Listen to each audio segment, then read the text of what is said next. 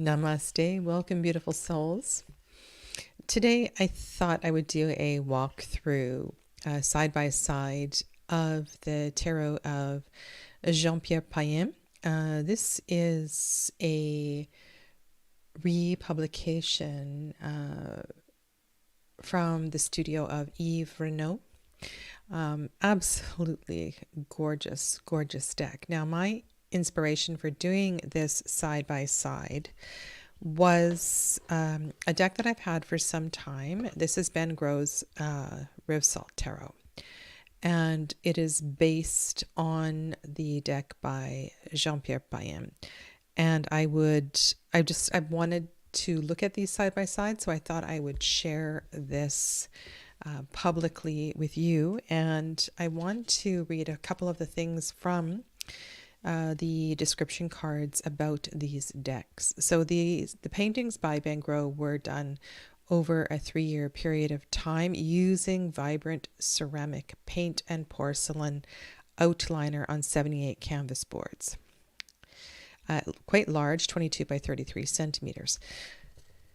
I want to look at the colors, the bright colors in this deck, to see if these bright colors add information or change information. It's something I'm always very curious about. And this reminds me of a side-by-side I did with the Wiser Tarot with the Centennial Waite-Smith, or one of the other Waite-Smith variations, to see how the change in color affected the deck.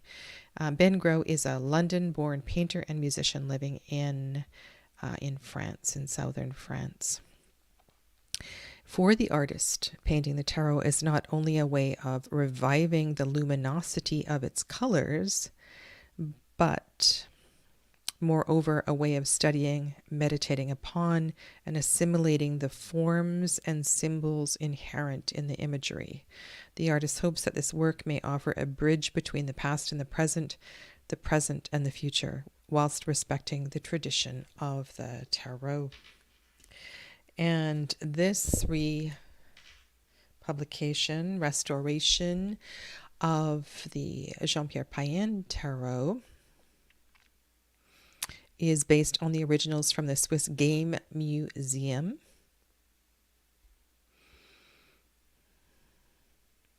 Among other places. At the Yale University Beinbeck Library, and another museum in France, the Museum of Playing Cards in Issy, in Moulineaux. So there is, if you've been following along this year, I've been sharing a lot of Tarot de Marseille-esque, Tarot de Marseille type decks. And I think there's a real, we need to be careful in overcoloring older decks, that we don't lose original intention. And I know all the colors weren't available at one point, and maybe perhaps some color was lost with fading, or if cards were not preserved in a way that it could be held on the paper. So let's have a look at these gorgeous cards. And I'm going to go through the minors first. And the first thing, I was staring at this Ace of Bâton, and I'm looking at the hand that is passing the baton, and the blue on the sleeve. And I'm thinking of the blue as God energy, as spirit energy, and how perhaps fitting that is. So I think that's very insightful. And then there are flames, right? Orange flames around the outside. We do see the yellow in the other deck, but I'm just curious how these little nuances might speak to you, or in a particular reading. Very unusual for a Tarot de Marseille to have borders as elaborate as these ones. And so as I go through the minor arcana, just note the card if you want to comment or come back to talk about a particular detail. But I am seeing it's not just the coloration that's changed, but there are some details that have been, it appears to me, have been added to these flowers, and the shape and the size is actually different. So I may have the card upside down, but I don't think so.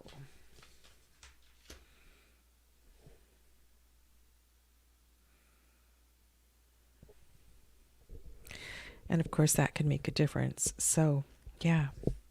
Anyway, let me know if there's a particular card you wish to discuss after the fact.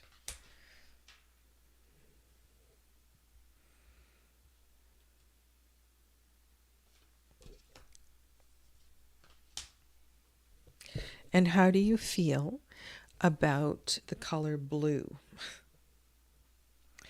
in this suit of fire?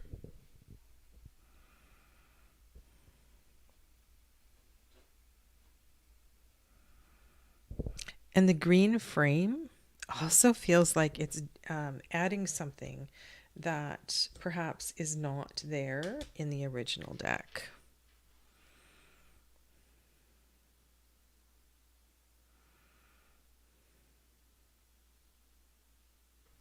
Also, if you think that I have these cards in different directions on any of these, let me know, okay?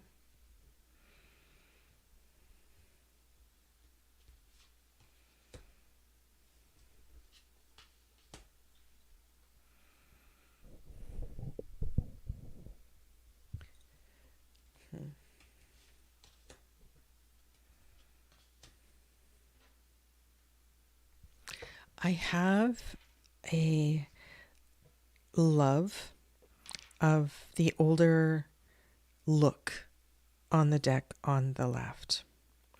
There was a real intrigue for me in Ben Gro's deck. Love the borders, and it felt so contemporary. You know, it comes in a clamshell box. What Tarot de Marseille comes in a clamshell box. So, is there anything that's lost in the modernization, or does it just give you more energy, more ability to tap into what a particular card might be saying?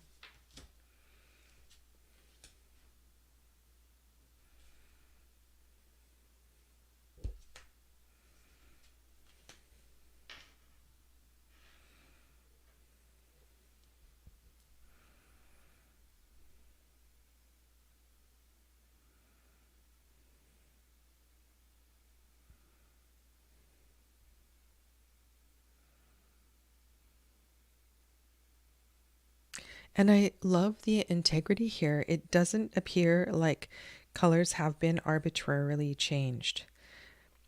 The leggings are still red. There's still a gold sash. So that feels very authentic. More detail in the eyes.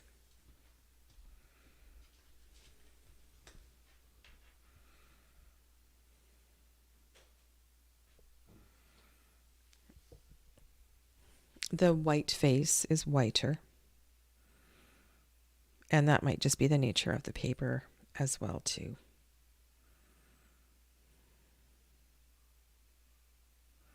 Notice the plants have changed a little bit on the bottom. The shape.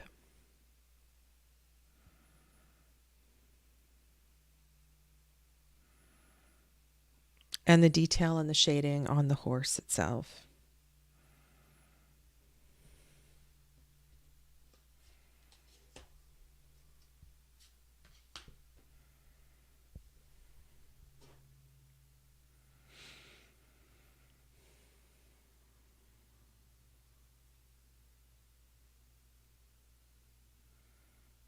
And also, I find taking time to do this sort of thing, like there's a couple of details I'm not sure I have ever paid attention to in the Queen of Baton. And that is a little tiny bottle over on the right side, on her left.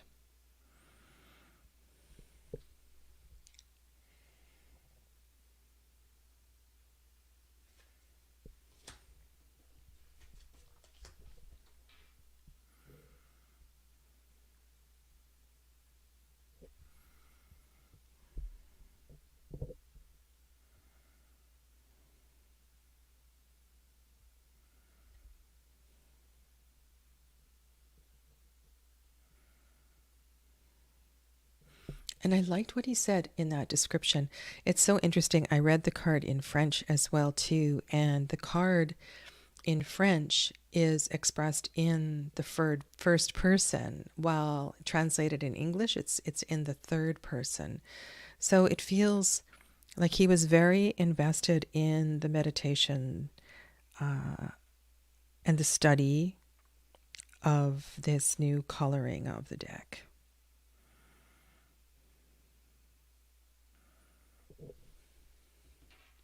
Okay, let's look at the other active deck. These are the swords, or les épées.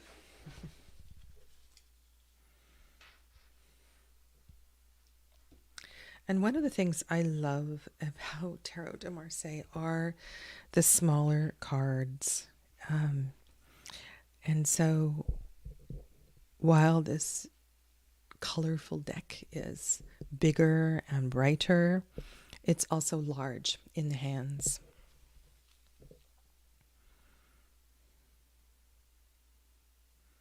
And we have the blue coloring again on the sleeve.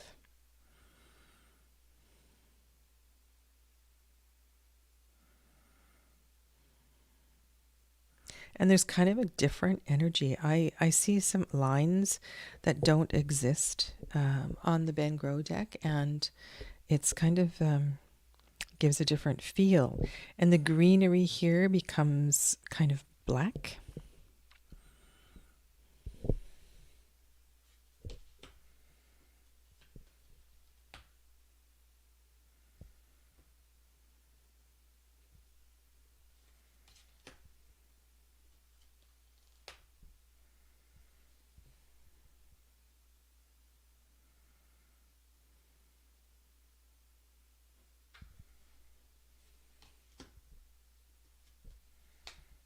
So when we get to the even cards, have a good look at the plants and to see if any of these changes, you feel something different, that you could read something in the new color, or perhaps the slightly changed shape of the leaves or the flowers.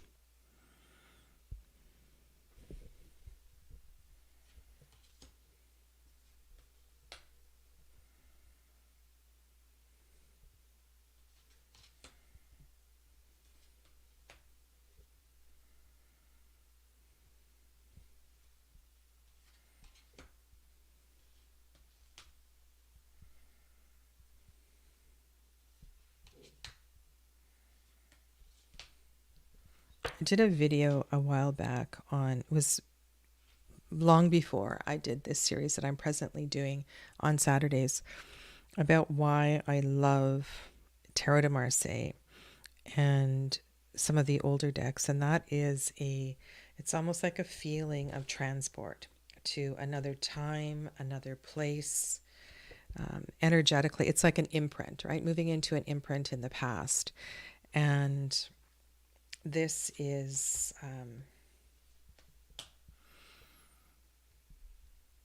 a different feeling when I'm looking at a deck like the one on the right.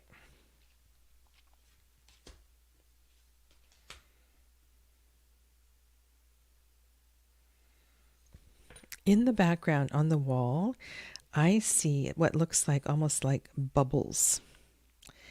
And I can't see that in the card on the left.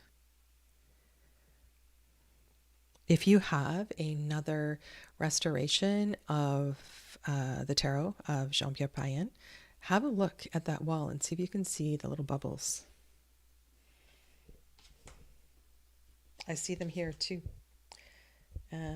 Maybe it was the choice of Renaud and his partner, graphic designer. His name is on here somewhere.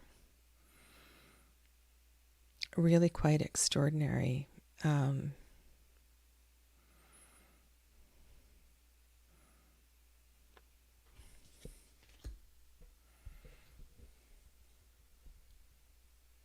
It reminds me almost of a devil card with the black that's on the ground and the plants.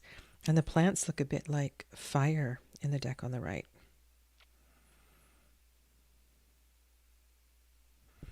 And we have, I don't know, this looks like a personal embellishment with the white dots on the armor of the horse.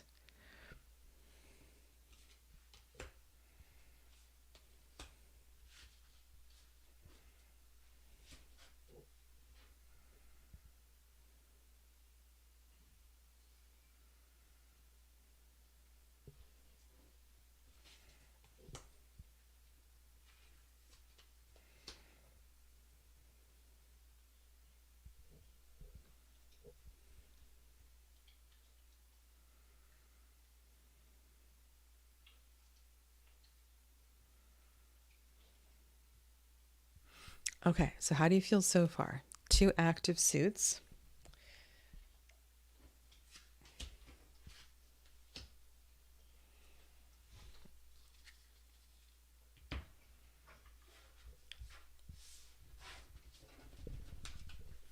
Sorry for the arms. Here's the suit of cups.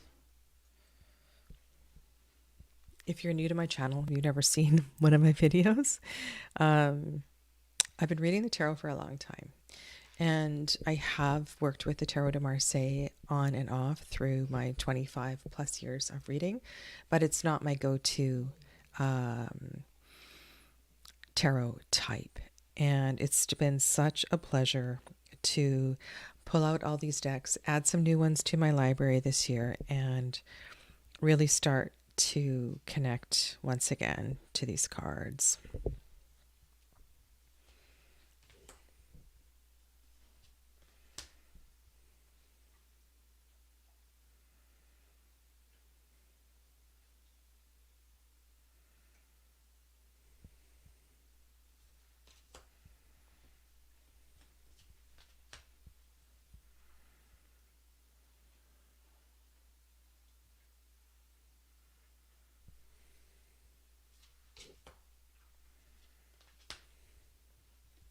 And if you're interested, I do have, so this playlist that this is attached to is walkthroughs side by sides of Marseille decks. But I do have another playlist where I talk about all of the minor arcana, all of the majors. I'm not finished recording that yet. But every suit I've looked at more than once, all of the court cards, and have had a discussion over the course of 2024.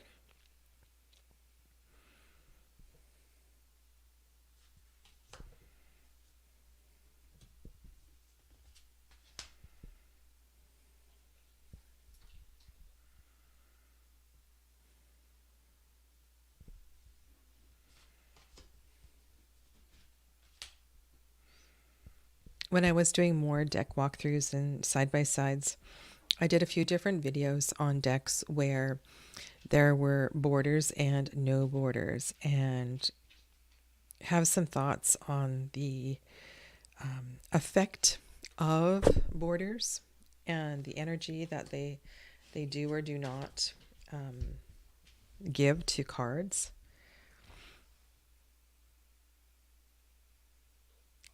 And honestly, I prefer the subtleness of the small lines of the card on the left.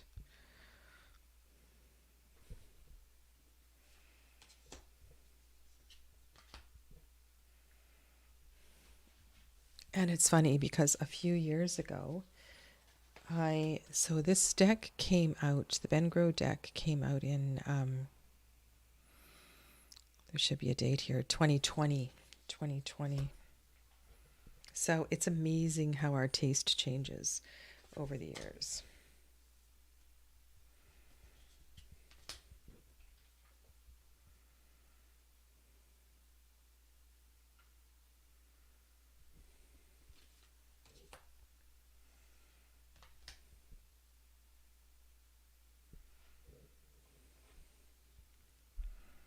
All right, so let's have a good look at this card really intrigues me.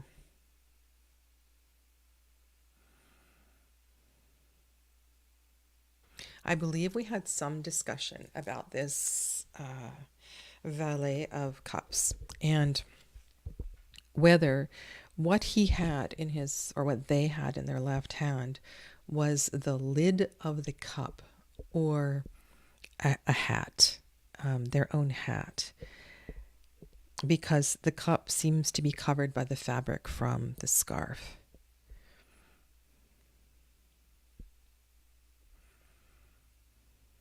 Or they could be carrying a pouch of something, right? It could be a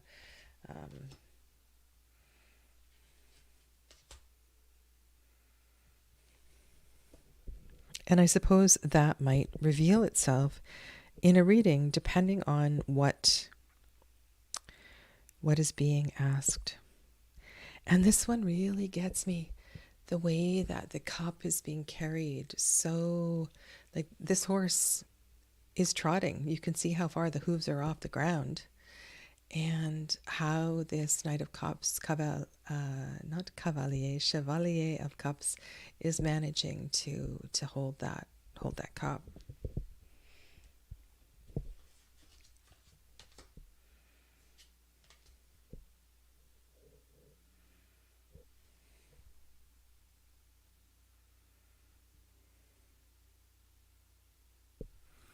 I have to say, though, I am a sucker for turquoise, and the cards that do have a little bit of turquoise on them, I absolutely love it.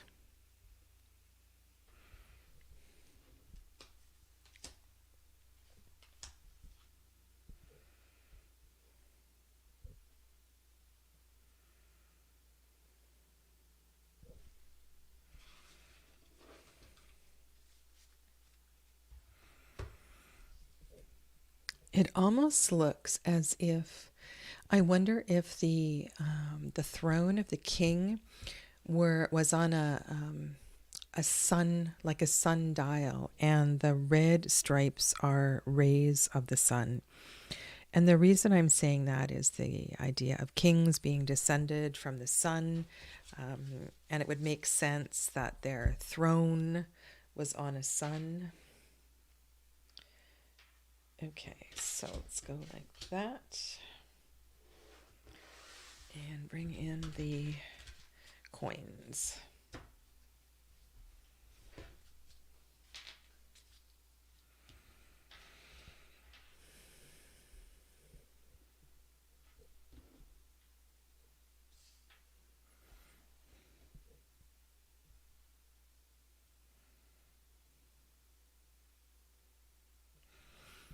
A real change, right, in the effective color, like we lose the gold coin.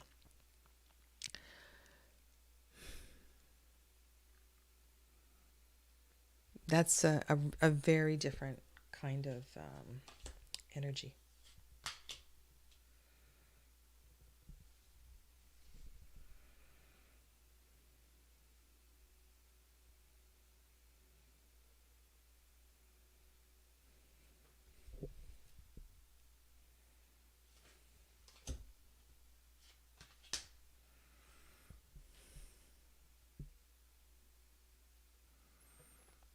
And yet, I just had a really interesting thought. If these borders reflect the energy that the creator associates with the element, And the reason I say that is because I've been studying alongside this year with the Tarot de Marseille is a lot of the traditional cartomantic readers. And the suit of coins is connected to the diamonds. And there are many playing card readers going back through the centuries that associate fire with the suit of diamonds, not earth. And so if I go back and I look at the suit of Baton, and Baton, I'm just going through here, are the clovers, which many read as air. So this is all very interesting. And then the gold on the swords, so the swords is the shovels, is deep within the earth. And I know this varies a lot from cartomancer to cartomancer, but I'm just having an aha moment here.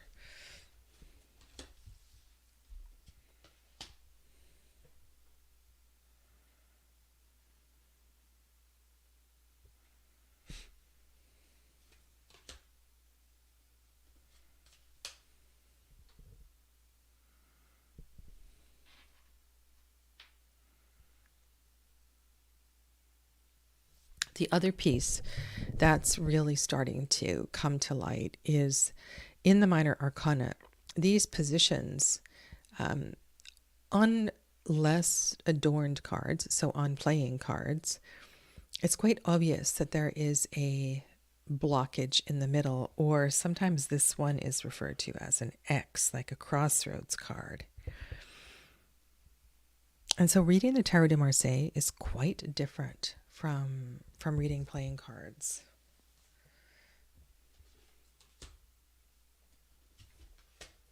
Because the ribbons and the plants get in the way. They add something, but they also get in the way. And they are not arranged in exactly the same way as playing cards. So this one is more of a, right, it's a 4-3 formation. And interestingly, the 3 is in a cup shape, not a fire shape. So we have the 4 of the masculine and the 3 of the feminine.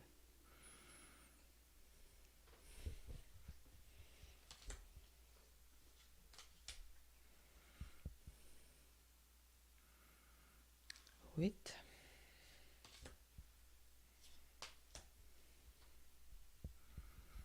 And like playing cards, all of the odd cards do have some kind of a block in the middle.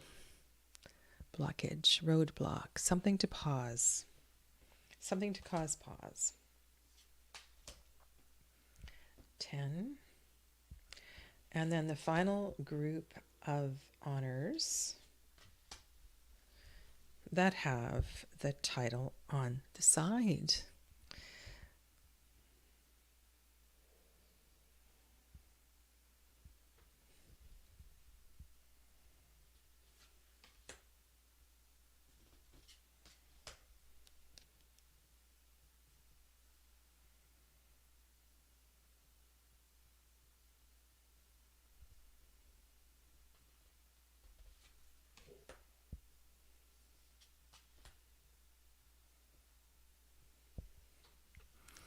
Interesting how he made her nose so big. And the final honor, the King of Denier.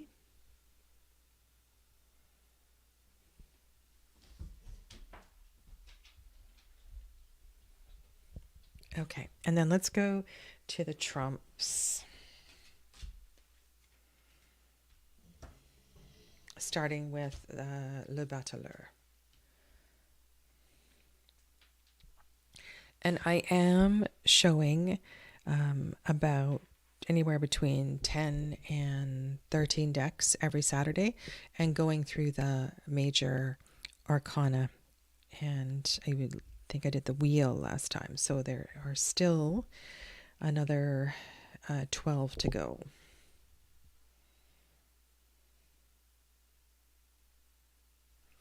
And you know, this here looks an awful lot like what the Page of Cups was carrying in their left hand.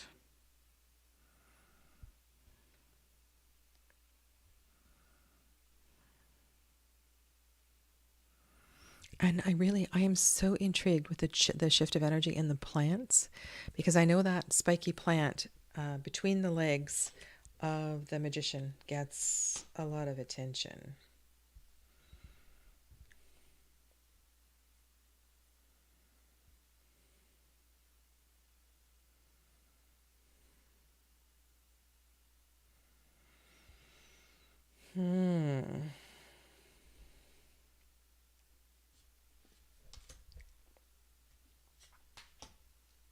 For the papes, that extra blue really does fit nicely.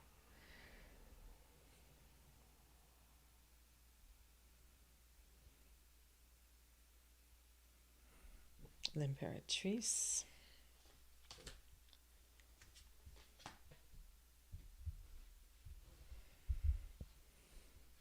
And you can see a touch of blue on the beard of the emperor in this card. So I understand why the hair is blue, but that's just kind of odd.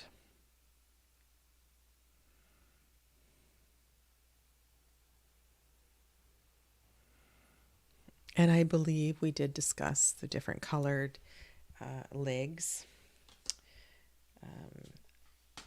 in the Emperor episode.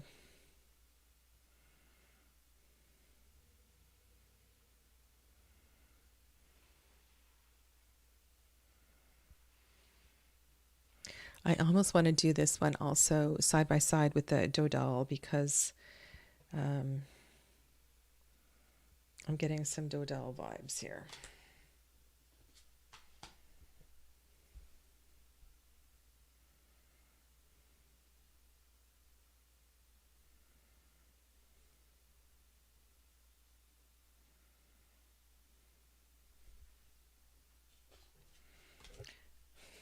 It's hard not to comment on the curlers.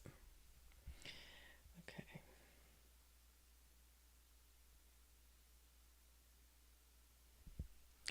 And this looks different to me. I always thought the horse on the left really looks like they're looking at the horse on our right.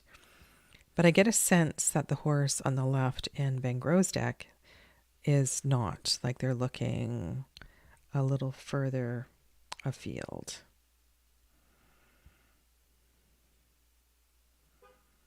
And adding the arrow, that's interesting.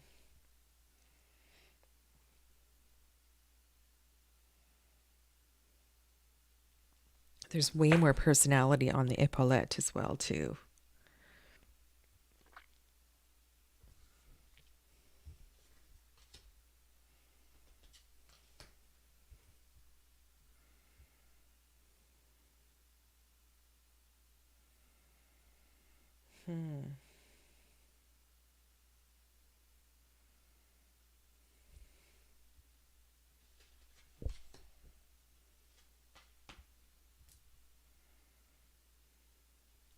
I think my favorite episode so far of our discussions was the Hermit episode.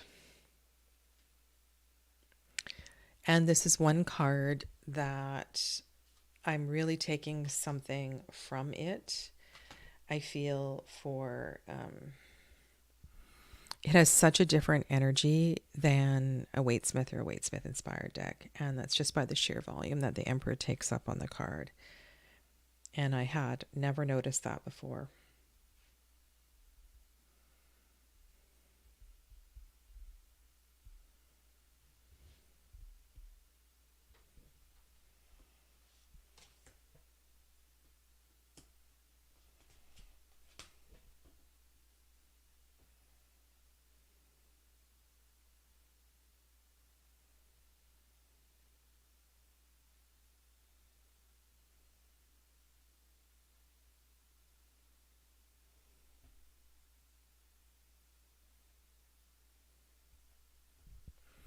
Do you see quite a different expression on the face of the woman?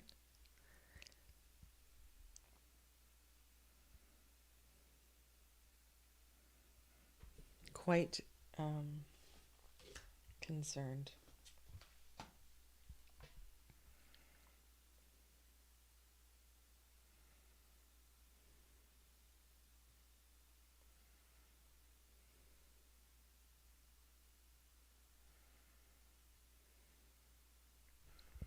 I noticed the white fingernails as well too on the High Priestess. I could really kind of do without that. I love how he stuck to the authenticity of how some of the Roman numerals were printed in mirror image.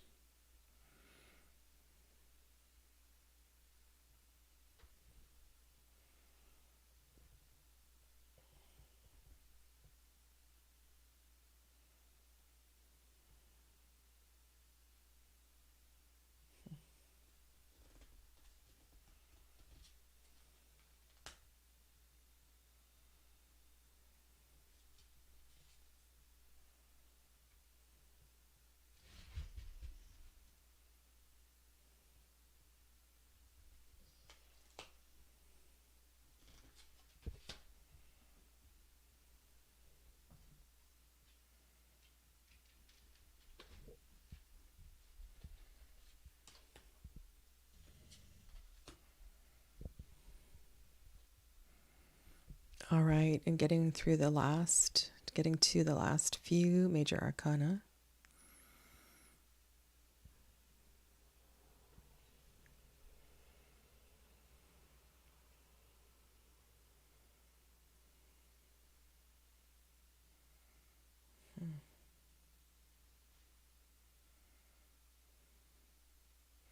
And again, the facial expressions look quite different.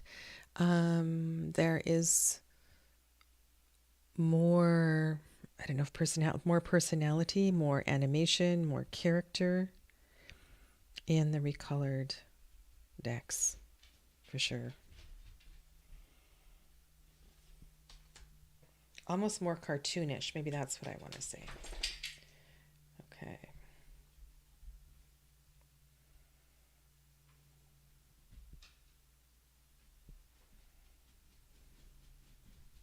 You know how in some of the Tarot de Marseille there is like an escape hatch in the bottom of the tower? It almost looks as if the person on the right, on our right, is jumping out of that rather than falling from the sky. And again, the plants have changed.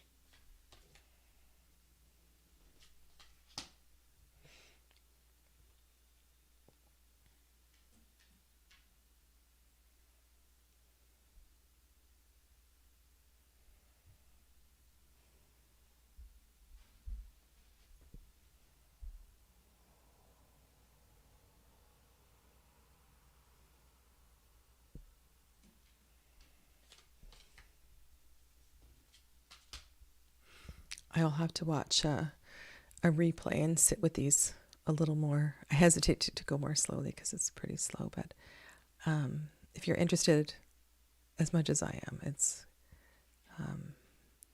always something to be learned by these kinds of reflections. This one almost looks like Indian mythology and the moon.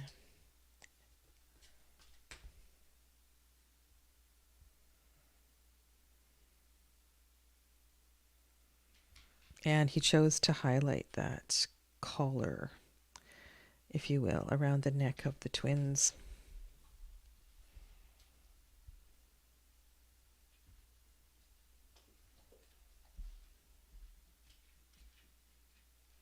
The bricks are different. Well, maybe not.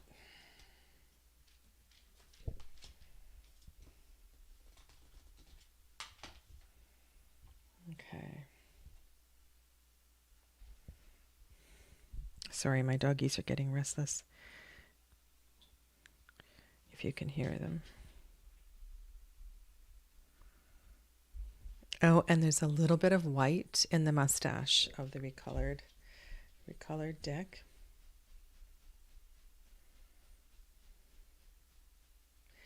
And notice the blue around the angel is a lot like the sleeve in the Ace of Swords and the Ace of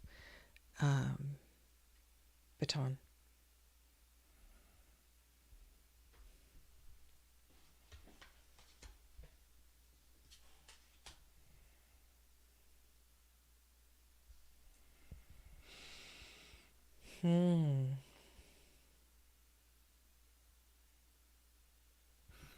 Okay, on the lion, bottom right, he's definitely looking at us, whereas the lion in the Payen deck is either looking inward perhaps or beyond.